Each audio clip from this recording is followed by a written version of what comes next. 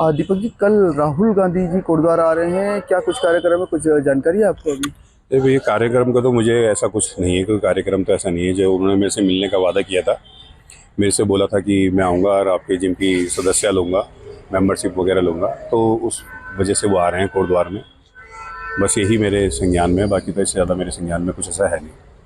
हाँ, तो जैसे आप पहले गए थे तो उन्होंने कहा था, तो शायद आज वो वादा पूरा कर रहे हैं, तो कैसा लग रहा है इस समय कि राहुल गांधी आ रहे हैं? देखो भैया, वादा तो मुझे पता था कि उन्होंने कंफर्म, मैंने कहा करना ही करना है पूरा, क्योंकि मैंने अभी तक जितना मैंने देखा है, चाहे उसको सोशल मीडिया पे कह लो, चाहे किसी भी चीज़ को लेकर कह लो, जितने भी वादे राहुल गांधी जी ने किए हैं वो पूरे किए हैं। चाहे वो नाई की शॉप में जाना हो, या किसी सैलून में जाना हो, या मतलब किसी के भी किसान के घर में जाना हो, तो वो जाते हैं, बोलते हैं तो जाते हैं। तो इस चीज़ की मेरे को उम्मीद थी कि मैंने कहा उन्होंने आना है। जब उन्होंने मेरे से वादा किया है तो मेरे को लगता था कि हाँ 100% उन्होंने आना है, तो वो आ रहे हैं कल।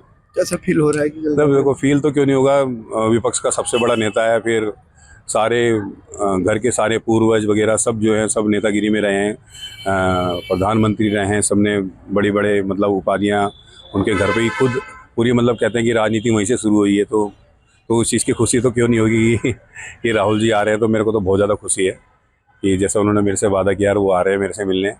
तो इस चीज़ का तो मेरे को बहुत ज़्यादा खुशी का।